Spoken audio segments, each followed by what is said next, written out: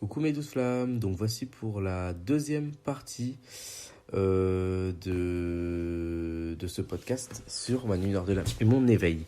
Donc du coup je vous ai raconté comment je suis entré en nuit nord de l'âme, etc. Et bah là je vais vous raconter comment j'en suis sorti. Donc en fait comment est-ce que je suis sorti de ma nuit nord de l'âme, donc enfin ma première nuit nord de l'âme. Donc en fait en gros j'ai commencé à m'intéresser à la spiritualité, comme je vous ai dit. Et j'ai tellement adoré en fait ça, donc je suis sorti de ma nuit nord de l'âme. Donc je suis sorti de ma nuit noire de l'âme en fin 2017.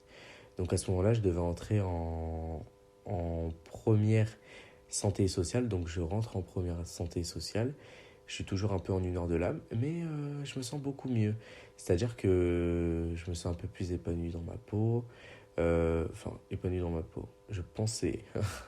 C'est avant que tout le reste arrive. C'est-à-dire que avant que je comprenne que je suis dans un parcours de FJ, un truc parenthèse vraiment, parce que j'ai des frissons. Mais je veux dire que donc tout se passe bien, je fais ma vie, etc. Donc je rencontre mon âme sœur, Kylian. Donc je pas honte de dire son prénom et vraiment je l'ai pas aimé. C'est-à-dire que alors là j'ai été runner mais de ouf. Mais là je sais que c'était mon âme sœur pour le coup, parce que c'était pas ma FJ, je le sais. C'est un profond ressenti, c'est-à-dire que c'était pas comme une relation karmique, c'était un âme sœur. On le sent quand c'est une âme sœur. Donc il a été très gentil avec moi, etc. On s'entendait bien, je l'aimais bien, hein, mais j'étais pas amoureuse. C'est-à-dire que, en fait, c'était juste une béquille pour me prouver que bah, je pouvais être en couple, en fait. Et d'ailleurs, je considère pas que j'ai été en couple avec lui et je considère que j'ai été en couple avec zéro personne. Mais bon, ça, on en parlera dans une autre vidéo. Donc du coup, en gros, c'était juste pour me prouver, ah là là, je peux avoir un mec et tout. Et du coup, en fait, en gros, on a vécu une relation à distance. Donc c'est-à-dire, il s'est jamais rien passé entre nous, on s'est jamais vu. Donc du coup, je considère pas qu'on a été en couple, en fait. Parce que couple, ça se concrétise dans la matière. Je considère qu'on a vécu une relation harmonieuse et, ma foi, très sympa. J'ai appris à me découvrir, etc. Mais c'était pas suffisant, quoi. Donc pour dire que c'était un couple, et en plus, on est resté 6 mois ensemble. Donc pour dire que c'est pas ouf. Mais du coup, en fait, moi, je suis sorti en une heure de l'âme. En fait, en gros, c'était par ego que j'ai voulu euh, avoir un âme sœur. Donc du coup, je me suis connecté à une application à l'époque qu'on appelle Grindr. D'ailleurs, je peux plus y aller dessus parce que je correspond plus tellement aux standards et aux critères des gens de Grindr. Mais vous apprendrez qu'en fait, en gros, c'est mon énergie tierce Grindr. Je vous expliquerai. Enfin, c'était mon énergie tierce. Parce que je devais régler quelque chose de l'ordre lié à la sexualité. Donc maintenant que j'ai réglé ce problème-là, j'ai plus besoin de Grindr. Mais donc je rencontre mon âme sœur. Donc je sors de ma nuit d'or de l'âme par ego. C'est-à-dire que je me dis non, maintenant là je vais réussir, je vais tout casser, je vais réussir à être en couple. Donc en gros, moi je voulais être en couple pour pouvoir aller au théâtre, parce que j'apprends que mon pseudo jumeau va au théâtre de ma ville, de mon ancienne ville du coup. Il va au théâtre de mon ancienne ville pour je sais plus quoi. Donc du coup je me dis je vais venir avec Kylian pour lui foutre le seum, pour lui montrer voilà en gros ce que t'as perdu et tout. Je voulais me mettre en flic, m'habiller tellement tellement bien pour lui montrer voilà ce que t'as raté en fait. Bon, là, s'il me voyait aujourd'hui, il en pleurerait, le pauvre. Parce que vraiment, wow, I love myself. Et j'aime trop ce que je suis devenu.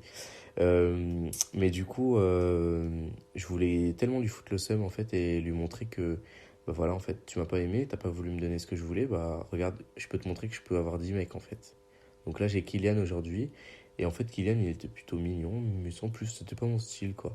Enfin, je le trouvais juste mignon physiquement, mais mentalement et tout, je me sentais pas d'être avec lui. Et il était bélier. Ça, c'est important pour la suite des événements, parce qu'en fait, la personne que je vous ai dit était cancer. Et du coup, ça coïncide pas trop, en fait. C'est-à-dire que féminin avec féminin, ça marche pas, en fait. Je me suis rendu compte avec le temps que c'est le signe principal qui compte, et après, le signe secondaire doit coïncider avec le deuxième signe. Et après, ensuite, il y a plein d'autres critères, mais il faut que la personne soit polarisée, etc. Et Kylian, je pense qu'il était polarisé, donc du coup, ça a matché entre nous. Et ma relation karmique n'était pas polarisée, en fait. C'était, enfin, je veux dire, oui, il n'était pas polarisé. Il avait le yin et le yang en lui. C'est-à-dire qu'il était cancer, ascendant vierge. Donc du coup, ça veut dire qu'il avait le yin et le yang en lui. Donc c'est très simple. Donc il n'est pas polarisé. Moi, je suis polarisé. parce que je suis poisson ascendant cancer. Donc ce sont deux signes d'eau féminins. Et mon lunaire est en air.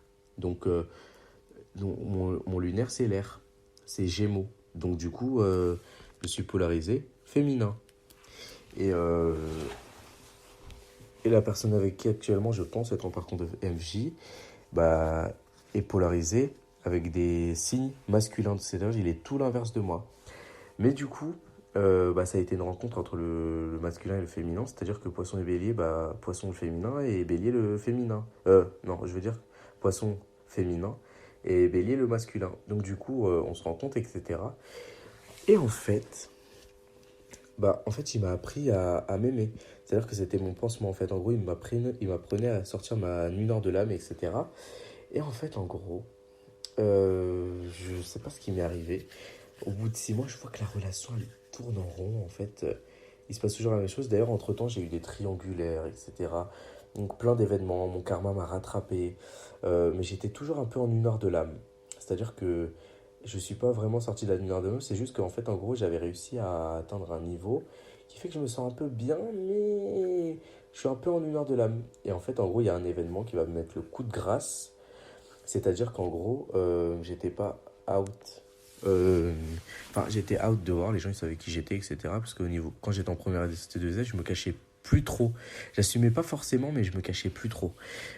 Mais ma transidentité, etc. Mais les gens croyaient que j'étais homo. Donc, ça qui est chiant, c'était navrant, c'était relou vraiment. Alors que moi je suis trans, je suis une meuf et c'est elle, mes pronoms. D'ailleurs, je vous en parlerai. Mais c'est elle, je suis une meuf et fin du game en fait. Même si j'ai une voix grave, même si tout ce que vous voulez, mais je suis une meuf, y a pas de souci. Et en fait, en gros, le coup de grâce en fait qui vient me voir, c'est-à-dire que il y a ma belle-mère enfin ma belle-mère.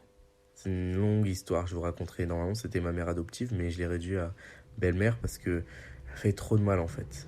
Mais bon, donc ma mère adoptive euh, pique mon téléphone et regarde dedans, tout ce qu'il y a dedans. Donc déjà, grosse injustice en fait. Donc là, je suis dans une triangulaire avec ma belle-mère qui a fouillé mon téléphone et qui va voir mon père et elle lui raconte tout ce qu'elle a vu. C'est-à-dire que tout ce qu'elle a vu, elle va raconter. C'est-à-dire que si je raconte A plus B que machin, que oui, que j'ai vu tel mec et on a fait ça, ça, ça, elle va raconter. Et en fait, il y avait beaucoup de choses dans mon téléphone. C'est-à-dire qu'un téléphone, je fouille le téléphone de la personne, je sais toute la vie de la personne. Et elle a tout raconté à mon père. Et du coup, ça fait qu'ils m'ont convoqué. En fait, au début, ils ont arrêté de me parler. Donc, j'ai pas compris. En fait, leur schéma, c'est. En gros, son schéma, c'est elle fouille, elle convainc la personne de ce que j'ai fait. Après, elle lui dit voilà, on lui parle pas, on la laisse mariner. Et ensuite, on la confronte.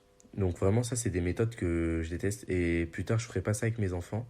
C'est-à-dire que mon enfant, s'il fait une bêtise, selon moi, parce que là, pour le coup, j'avais pas fait de bêtises, et si mon enfant est comme moi, je parlerai avec lui, en fait, j'accepterai, et déjà, je fouillerai pas dans son téléphone.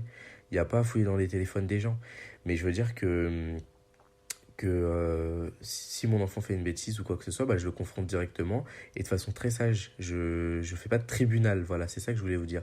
Et moi, j'ai vécu vraiment ça comme une injustice, c'est-à-dire que, en gros, ils m'ont laissé mariner pendant une journée et demie, et moi, j'ai senti le danger, donc j'ai fui. Donc c'est-à-dire qu'en fait, en gros, je me suis barré le jeudi soir, elle fouille dans mon téléphone. Je sais qu'elle a fouillé dans mon téléphone et que c'est la merde complet en fait. J'ai compris qu'elle a fouillé dans mon téléphone et même j'avais mon copain Kylian à l'époque. Il me l'a pas dit ce petit con, mais je veux dire que d'ailleurs j'ai aucun ressenti hein, quand je dis ce petit con, c'est juste factuel. Il était vraiment con. Donc en fait, il a tout dévoilé à ma belle-mère. Parce qu'en fait, en gros, elle lui a fait croire qu'elle voulait organiser mon anniversaire. Surprise de mes 18 ans. J'y crois pas du tout. C'est-à-dire que c'est pas quelqu'un qui sait faire ça par gentillesse, en fait. Je pense soit elle voulait juste briller et dire waouh, j'ai fait les 18 ans, mais elle en a profité pour fouiller. T'es là pour faire des 18 ans, pas pour lire des messages des gens. Et en fait, elle a fouillé, c'est tout. Parce que y a pas à prendre mon téléphone, tu prends juste les coordonnées des gens si tu veux faire un anniversaire, et c'est tout. Tu vas pas dans les messages, tu fouilles pas en fait, tu vas juste dans les contacts, tu prends ce que tu as à prendre et après voilà, tu vas là où tu dois aller. Mais du coup, donc elle a parlé avec lui, je sais pas ce qu'ils se sont dit, mais en tout cas, à la fin, il était tout bizarre quand je l'ai j'ai reparlé avec lui, il était tout bizarre. Sachant qu'on avait fait des breaks, en fait, lui et moi. Donc du coup, on n'était plus vraiment en couple, mais on se parlait bien. Donc on se parlait vraiment bien, en fait. Et donc du coup, qu'est-ce que je peux dire? Donc oui, donc ils m'ont fait mon tribunal. Et là, j'ai chuté. C'est-à-dire que la lumière de l'âme là que j'avais vécu, ce n'était que le début. Là, c'était le pire du pire du pire que j'ai vécu. Donc j'ai chuté. Donc en fait, je croyais plus en rien. C'est-à-dire qu'en gros, j'avais aucune perspective d'avenir. Ils m'ont dit des mots blessants. C'est-à-dire ils ont appuyé sur toutes mes blessures en même temps. Ils ont remis en question toute ma vie, mon passé, mon présent et mon futur. Ils m'ont mis des craintes en moi. C'est-à-dire que en gros, ils m'ont fait peur pour le futur. Donc j'étais démuni. C'est-à-dire que quand je vous dis que j'étais démuni, je savais même pas où me mettre. J'avais peur, j'étais terrifié. J'avais la boule au ventre. C'est-à-dire que pendant près de plusieurs jours, j'ai pas mangé, j'ai pas dormi, j'étais dans le mal pendant plusieurs jours. C'est-à-dire que vraiment, la nuit nord de l'âme, elle vous prend aux tripes et ça fait mal en fait. C'est-à-dire que vous avez ce mal-être comme ça, vous savez pas d'où ça vient, vous vous sentez juste vide, vous voulez juste qu'on vous foute la paix. Et donc du coup j'ai fêté mon anniversaire, donc en fait ils m'ont confronté le vendredi 7 mars, non jeudi 7 mars 2018, je m'en rappellerai toute ma vie. Donc jeudi 7 mars 2018, elle découvre le poteau rose, vendredi 8, elle en parle à mon père. Moi, je le sais parce que la porte de la chambre, du salon est fermée. Donc, moi, je fuis. J'ai compris, en fait. C'est-à-dire qu'à ce moment-là, j'ai une intuition qui est juste surdéveloppée, hein. Mais parce que j'ai déjà fait mon parcours d'éveil spirituel, mon troisième œil est assez ouvert, donc je sais. Donc, je fuis. Donc, la méthode de fuite du runner. Mais à ce moment-là, je ne savais pas que j'étais runner. Et je ne savais pas que j'étais dans un parcours de flamme jumelle. Je l'apprendrai bien plus tard. Donc, quelques mois plus tard, après ma mémoire de l'âme. Donc du coup, je fais ma nuit noire de l'âme, mais là en profondeur. C'est-à-dire que ce que ma relation karmique avait fait là, c'était rien du tout. Donc ils appuient sur toutes mes blessures en même temps. Donc j'ai mal, blessure, injustice, trahison. Tout s'active, mais vraiment c'est la blessure de rejet et d'injustice qui ressort. Parce qu'en gros, ils rejettent mon identité. En gros, ils me disent clairement que soit tu changes, soit tu dégages, soit tu vas mourir, soit tu vas aller en enfer. Et vraiment, rien que de vous en parler là aujourd'hui, j'ai vraiment la salive qui a du mal à couler. C'est-à-dire qu'aujourd'hui, j'ai plus mal, je leur ai pardonné, je leur en veux plus. Parce que c'est eux le problème et c'est pas moi en fait. Et j'ai compris que j'étais comme j'étais et que j'ai appris à m'aimer. Et aujourd'hui, je sais leur faire face et vraiment, des fois, je me fais des chignons, je me mets du maquillage et tout. Ils ont peur de moi. Mais je veux dire que je suis vraiment la personne que je suis en fait. C'est mon intérieur de moi, moi-même quoi. Ça peut paraître narcissique, mais en gros, le runner a un ego inversé. Là, en gros, c'est pas de l'ego que j'ai, c'est juste du self-love. C'est-à-dire que toutes ces années, je me suis dénigré. Bah là, en fait, c'est l'inverse. C'est-à-dire que je me sens bien, mais je prends pas le dessus sur les autres. Mais bon. Donc, du coup, là, je suis au plus profond de ma nuit noire de l'âme. Donc, je vis ma nuit noire de l'âme pendant exactement. Je la vis pendant combien de temps? Pendant plusieurs mois. C'est-à-dire que jusqu'à l'été, jusqu'en juin, oui, jusqu'en juin, je vis ma nuit noire de l'âme. Ensuite, donc ça veut dire que ça fait mars, avril, mai, juin, donc je suis dans ma nuit noire de l'âme, donc je me sens clairement pas bien, je finis mal mon année. C'est la merde, quoi. C'est le chaos. Et vraiment, donc après l'été, tout se passe bien. Donc l'été, je trouve un job. Ma belle-mère et mon père partent en vacances. Donc, liberté, chérie. C'était la première fois que j'avais autant de liberté parce que le runner n'a pas le droit à la liberté, hein, je vous le dis. D'ailleurs, je vais sortir une série chronique d'une flamme jumelle où je vous raconterai mon histoire et où j'invite ceux qui ont des choses à me raconter parce que aussi je ferai chronique de flammes jumelles, c'est-à-dire chronique d'une flamme jumelle. Donc il y aura mon histoire et l'histoire des autres. Donc je pense qu'on doit glorifier toutes les histoires. Mais du coup, là c'était le moment de liberté. J'avais le droit de faire ce que je voulais. Je pouvais sortir, je pouvais aller voir mes amis. En fait, je vivais une vie normale en fait. Parce que mon énergie tierce n'était plus là. C'est ma belle-mère, vous le saurez. Mon énergie tierce n'était plus là pour contrôler ma vie et pour dominer. Donc du coup, en fait, je lui faisais oui, oui, oui, oui, au téléphone, oui, j'ai fait le ménage, oui, j'ai fait ceci, oui, j'ai fait cela, mais en vrai, je sortais. Enfin, je faisais mon ménage et tout, hein. Mais je sortais, je vivais et tout, mais en gros, je mentais, tu vois. Des fois, je disais, ah bah non, je suis rentré à minuit. Alors qu'en vrai, à 4 heures du matin, j'étais toujours dehors. Mais je le faisais intelligemment, c'est-à-dire que je suis pas une fille qui est bête, en fait, qui va se mettre dans des bêtises bêtement, quoi. Bon, à 4 heures du matin, j'étais juste sur les genoux d'un garçon. Le 14 juillet, j'ai embrassé pour la première fois un garçon. C'est-à-dire que j'ai vraiment kiffé ma vie, quoi. Mais je veux dire que j'ai vécu la liberté. Franchement, je me rappellerai toute ma vie de ce garçon dehors. Il y a des moments où je me suis demandé si c'était pas ma flamme jumelle. Parce qu'il m'a fait ressentir des choses. Jamais un homme a réussi à faire ça, en fait. Parce que j'en ai eu des plans. Des plans. C'est-à-dire que après lui, j'étais déchaîné. Ah, j'avais envie d'homme. C'est-à-dire que tous les hommes que je croisais, ça allait, allait, allait, allait, allait, allait.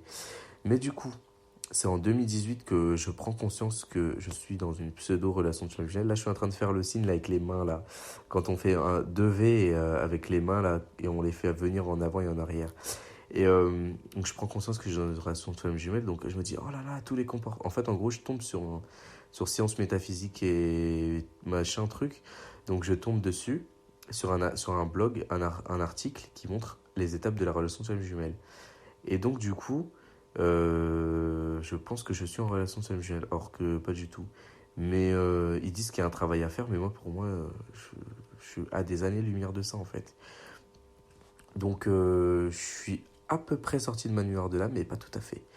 Donc, c'est-à-dire que je stabilise toujours. C'est-à-dire que en gros, j'en sors, mais c'est-à-dire que je vais mieux, mais elle est toujours présente au fond de moi. Tu vois, j'ai toujours ce petit point-là qui est là, en fait. Je sais pas comment expliquer, c'est-à-dire que la lumière de l'âme, en surface, tout va bien, mais au fond de moi, je me sens mal, mais j'arrive à stabiliser, c'est-à-dire que je ne montre pas aux gens, les gens ne savent pas.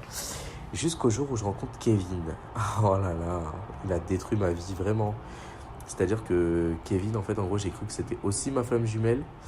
Donc, mais ça, c'est bien après, vous allez le comprendre. Donc, en fait, en gros, j'ai vécu en me disant que je sais pas lequel des deux est ma flamme jumelle en fait. À quel point c'est trop grave, ça part trop loin. J'étais tellement en quête de ma flamme jumelle, genre en gros je voulais rencontrer ma flamme jumelle par-dessus tout. Là aujourd'hui j'en ai un peu rien à faire. C'est-à-dire que je m'aime et je sais qui je suis et que je vais bien. Et la relation actuelle que je suis en train de, pas de vivre, mais je veux dire que je suis en train de conscientiser, il y a plus de synchronicité qui me montre que ça peut être quelqu'un qui va me faire avancer. Donc je sais pas si réellement c'est une flamme jumelle. Tout me dit que c'est une flamme jumelle, mais j'ai plus envie de tomber dans les panneaux comme avant. Donc si c'est vraiment une flamme jumelle, l'univers me le dira. En tout cas, je suis entré dans un vrai parcours, le vrai game. Mais du coup, on reviendra à ça plus tard. J'ai tendance à me perdre. Renard se perd tout le temps. Donc du coup, Kevin, vraiment, je suis passé par des étapes où je l'ai adoré et tout. Donc en fait, on a vécu les mêmes étapes de relation de flamme jumelle. Sauf que par contre, Kevin, je suis en bon terme avec lui aujourd'hui. C'est-à-dire que en gros, ça évolue en fait. Plus on avance, plus ça évolue. Plus je me sens bien avec la personne. Et en gros, Kevin, bah, je me sens bien avec lui, etc. Donc je le rencontre en 2018. Ouais, 2018, parce que 2018-2019, je suis en terminale STDS. Et en gros, donc j'ai stabilisé, etc. Donc je me dis, cette année, je vais passer une super année. Si seulement j'avais su que mon karma allait me rattraper, mais sévèrement, j'allais jamais dire ça. Donc j'ai passé en même temps une très très bonne année, mais en même temps une année chaotique. C'est-à-dire qu'en gros, bah, j'ai réussi à entrer au CVL, etc. J'ai réussi à être délégué, j'ai eu beaucoup de victoires, j'ai repris confiance en moi. Mais en même temps, en fait, il y avait des attaques. C'est-à-dire que il y avait des gens de mon lycée qui parlaient beaucoup dans mon dos. Donc en première, j'ai eu des triangulaires, c'est-à-dire que j'en ai eu énormément. J'avais eu des ragots, des trucs et tout. Mais là, en terminale, ça avait pris une ampleur que vous pouvez même pas imaginer en fait. Et clairement, j'étais même en danger physiquement. C'est-à-dire que je montrais pas que j'avais peur face à ces personnes-là, mais elles me foutaient la trouille. C'est-à-dire que, bon, aujourd'hui, je les croise, je leur mets un coup de tête, ils tombent par terre. Ils étaient tout fins. Moi, je suis quand même, j'ai quand même une très très bonne carrure et je pense ils se sont attaqués à moi à plusieurs parce qu'ils ont vu que j'avais une super carrure, dont un qui s'est fait frapper par quelqu'un que je considère comme mon cousin, on va dire. Il s'est fait taper par lui parce qu'en fait, en gros, il a dit des choses qu'il n'avait pas à dire devant mon cousin et mon cousin l'a frappé. Donc du coup, j'ai quand on vous dit que la flamme jumelle a des protections, elle est protégée. C'est-à-dire qu'en gros, enfin, peut-être je suis pas une flamme jumelle, hein, mais en tout cas, je suis protégé. Il y a des gens qui ont une protection au-dessus d'eux qui, en gros, on vous touchera pas en fait, ou très peu. C'est-à-dire que dans toute ma vie, il y a très peu de personnes qui ont pu m'atteindre physiquement. Sauf une triangulaire, vraiment, où j'avais cherché des problèmes. Mais je me suis mangé une droite et puis après la personne a séparé, ça aurait pu être grave. Mais je veux dire que on vous touchera pas. Donc du coup, j'étais toujours en une heure de l'âme. Donc ça, c'est vraiment le moment où bah, je rencontre Kevin et Kevin met un peu de baume à mon cœur en fait. C'est-à-dire que c'est un garçon, il a besoin de beaucoup d'affection. Il a une très grosse blessure de trahison et une très grosse blessure d'abandon. Donc allez, on s'occupe de lui. Mais à ce moment-là, je me rends pas compte en fait. Là, je vous le dis parce que je suis consciente, mais je me dis, je vais le sauver. C'est-à-dire que en fait, le runner, il veut toujours sauver la personne. Donc je me dis, je vais le sauver. Donc je vais lui donner toute l'affection que je peux, je vais lui donner tout l'amour que je peux, et on verra bien. Donc je lui donne de l'amour, je lui donne de l'affection, je lui donne tout. Mais vraiment tout, hein. Et en attendant que, bah, en gros, il tombe amoureux de moi, en fait. En gros, que il me voit en tant que femme. Ça n'arrive pas, il me voit pas en tant que femme. Des fois, il me dit même, je t'aime bien, on s'entend bien et tout, mais on finira jamais ensemble. Je vois un homme. Et là, je me sens rejeté. Je trouve ça injuste. Parce que je lui donne tout l'amour dont il a besoin, tout l'amour qu'une fille pourrait lui donner. Il vient me chercher auprès de moi. Mais, mais quand je lui parle de sentimental, il fuit. Donc du coup, ça, c'est chelou. Et jusqu'à même, il y a eu des rapprochements avec lui. Vraiment que, que en fait, j'aurais pas dû. Parce qu'en fait, en gros, je me suis brisé mon cœur. Et ensuite, donc j'entre au CVL, machin, etc. Donc je vis pas mal de choses et en gros, je vis une sorte de bromance avec lui. Alors que lui, il assume pas en fait le truc, tu vois. En gros, il est encore jeune, il tâtonne, il sait que c'est pas sentimental, hein, mais juste, il a bien testé. Donc je pense qu'en gros, il voulait tester mes limites ou je sais pas, peut-être ça lui faisait plaisir en fait de plaire à quelqu'un. Et du coup, donc à quel moment je rentre dans une lueur de l'âme, mais là, très très profonde. Donc en fait, en gros, en mai 2019. Donc mai 2019, j'entre dans une très très grosse nuit noire de l'âme qui dure près d'un mois. Et là, c'est le point de non-retour. C'est-à-dire que je passe mon bac en juin et je suis toujours en une heure de l'âme. Je me sens pas bien. J'ai l'impression que je vais mourir. Je suis dans le mal complet. Cette nuit noire de l'âme, elle est vraiment désastreuse. Et cette lumière de l'âme, je la vis aussi en juillet et je crois en août aussi. C'est-à-dire qu'en août aussi, je la vis, je continue de la vivre. Et à ce moment-là, je reconscientise une deuxième fois que je suis en relation de flamme jumelle. C'est-à-dire qu'avec cancer, cette fois-ci. Donc avec cancer ascendant vierge, donc je me dis, oh là là, je suis en relation de flamme jumelle avec cancer ascendant vierge. Et à ce moment-là, je comprends qu'en fait, en gros, enfin, je crois que je me dis ça. Après, je change vite d'avis.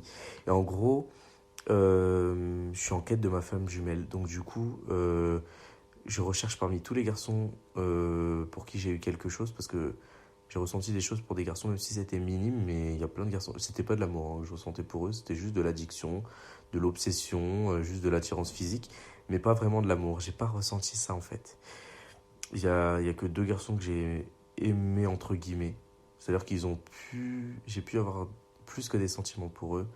Donc c'était ma relation karmique et mes deux relations karmiques. Parce que oui, il y avait Kevin et un mec qui s'appelle Sacha que j'ai rencontré en 2014. Mais du coup, comment vous expliquer, je suis sorti de ma nuit noire de l'âme. Donc en fait, 2019, fin 2019, donc 2019, septembre 2019, je suis en quête de ma FJ. Je la cherche partout, je la vois partout, etc. Et je commence à petit m'éveiller de plus en plus. Donc je vais à la fac et je continue à faire ma nuit noire de l'âme à la fac. C'est-à-dire que même à la fac, je me sens pas bien, etc. Et en parallèle, je taffe avec les enfants. Non, au début, je travaille au McDo. Donc grosse nuit noire de l'âme, c'est grosse désillusion, etc. Donc en fait, j'ai des périodes où je vais bien et des périodes où je vais pas bien. Le McDo m'a détruit vraiment. Je vous expliquerai le story time.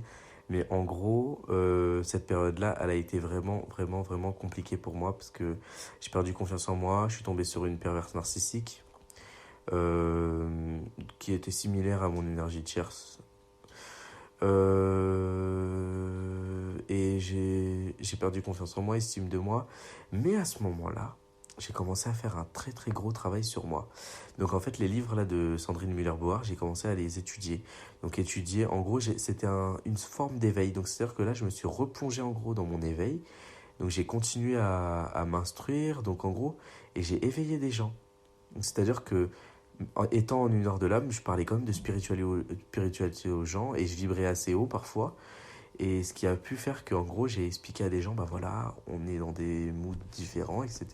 Il y a des gens qui se sont éveillés. Et aujourd'hui, je pense qu'ils se sont bien, bien éveillés parce que j'ai eu quelques retours de gens qui m'ont dit, oh, merci, t'as changé ma vie, etc. Et pour une personne lambda qui n'est pas en relation de FJ, bon, c'est moins tourmenté. Donc, c'est-à-dire que la personne, elle s'éveille, mais sans plus, quoi. Alors qu'une FJ, elle s'éveille dans la souffrance. Vraiment, c'est à ça que vous reconnaîtrez si vous êtes une FJ ou pas. Il y a des gens qui souffrent. On est bien d'accord, il y a beaucoup de gens qui souffrent. Mais la souffrance de la flamme jumelle, elle est pire que tout. C'est-à-dire que c'est la fatalité. Vraiment, vous avez des situations dans vos vies, vous vous dites, mais qu'est-ce que j'ai fait pour vivre ça? C'est-à-dire qu'il y a des gens, ils vivent des choses mauvaises. Mais c'est pas autant en fait. Par exemple, on peut perdre son travail, on peut perdre des choses et tout. Mais là, quand tu perds ton travail, ta famille, je vous raconterai chronique d'une FJ. Vous allez dire, mais de mes 0 jusqu'à mes 20 ans, c'est pas pour faire la victime, que des événements catastrophiques. Vraiment, c'est la fatalité, comme je vous dis. Il vous arrive des événements lourds. Et les gens vous demandent, mais comment t'as fait pour t'en sortir? Bah, Dieu merci, je vais bien en fait. Voilà, c'est tout ce qu'on peut répondre. Là aujourd'hui, Dieu merci, je vais bien et à choisir, vraiment, je referai le parcours. Encore, encore et encore. Parce que je sais que à la fin, bah, je me sens bien. Donc, si c'est à refaire, je le referai. Et en plus, avec encore plus de détermination et de motivation, parce que bah, je me connais en fait. Maintenant, je sais qui je suis. Mais du coup, en gros, pour terminer, parce que là, c'est assez long, je ne vais pas vous finir jusqu'à toutes mes nuits noires de l'âme. C'était juste pour que vous compreniez le principe de la nuit noire de l'âme. Donc, en gros, je finis ma nuit noire de l'âme et je me rends compte qu'en fait, en gros, il y a un travail à faire quand on est FJ. Donc, le travail des blessures. Et donc là, j'achète le livre des 5 blessures de l'âme. Et c'est là que commence mon réveil spirituel. C'est-à-dire que j'ai acquis beaucoup de connaissances. Et bien là, maintenant, je peux les mettre en pratique. Guérir ces blessures. Et donc, du coup, j'ai mis... après, on a eu un confinement. Donc, je les ai appris pendant tout le confinement, ces blessures de l'âme. J'ai mis vraiment 4 mois, 5 mois à conscientiser mes blessures. C'est-à-dire que, sans comprendre d'ailleurs que j'étais runner yin, hein. Je l'ai toujours pas compris. Il y a même eu des grosses situations où j'ai fui, mais comme une grosse antilope, pour rester poli. Et j'ai fui des situations, c'est juste incroyable. Et je me vois courir, hein, vraiment, hein. Mais non, non, j'ai une blessure d'abandon. Non, non, je suis abandonné, je me sens trahi. Alors que c'est une grosse injustice, hein. Mais non, non, non. Alors que... Et le corps trahit vraiment les blessures. Et vraiment... Donc du coup, je remercie mon parcours et je remercie mes guides, etc. Donc tout ça pour vous dire, vous allez sortir de la nuit nord de l'âme. Donc comment sortir de la nuit nord de l'âme? Bah, commencez à bosser en fait. Vous retroussez les manches et vous voyez ce que vous avez à bosser. Vous faites un bilan de votre vie et vous définissez des objectifs. Bah alors voilà, là, j'aimerais guérir mes blessures. J'aimerais sortir de la nuit nord de l'âme. J'aimerais confronter mon père, pardonner à machin, faire ci. Et là, la flamme va se rallumer. C'est-à-dire que quand vous faites une lumière de l'âme, en fait, en gros, c'est que votre flamme s'éteint. Donc, une lumière de l'âme, ça veut dire qu'en gros, ma flamme s'est éteinte. Et ça, c'est pour tous les êtres humains. En fait, en gros, on est comme une bougie. À force d'éclairer, d'éclairer, d'éclairer, d'éclairer, la bougie s'éteint. Et ben, il faut savoir, elle s'éteint, donc du coup, il fait noir. Mais il fait noir. Mais paradoxalement, ça éclaire tout ce qui n'est pas bon en vous. C'est-à-dire que tout ce qui n'est pas bon en vous, vous le débectez, vous le rejetez, vous le vomissez. Et il peut y avoir des symptômes physiques, ça peut passer par la maladie, ça peut passer par la dépression, ça peut passer par la perte d'un emploi, ça peut passer par un tas de choses. Mais tout ce qui n'est pas bon dans votre vie, ça sort. Et je l'ai compris ces 6 derniers mois, en fait, quand je suis vraiment entré dans le parcours. C'est-à-dire qu'ils m'ont fait une préparation. Donc vous pouvez vivre une préparation et ensuite vous entrez dans le vrai parcours. Donc là, je l'ai compris. Je peux vous dire que ça débouche. Et quand vous bougez pas, on vous botte les fesses. Donc, courage pour ceux qui sont en une heure de l'âme et fixez-vous des objectifs, rallumez la flamme, remotivez-vous et vous allez voir que vous allez sortir de votre mineur de l'âme. Il y aura un événement qui va vous sortir de votre mineur de l'âme et c'est spécifique à chaque personne. Donc, je vous fais de très très gros bisous et donc je vais poster les deux vidéos du coup, je vais mettre partie 1 et partie 2. Donc du coup, il y aura deux vidéos, vous allez être gâtés parce que je vais trop bien. Donc du coup, vous allez être gâtés et si j'ai la foi, bah, je vais faire mon troisième podcast, mais du coup qui sera le 6 7 8e. Oui, parce que j'ai fait 5 6. Ah non, ce sera le 7e. Et du coup, le 7e sera sur... je sais pas encore. Voilà, donc je vous fais de très très gros bisous et bye bye.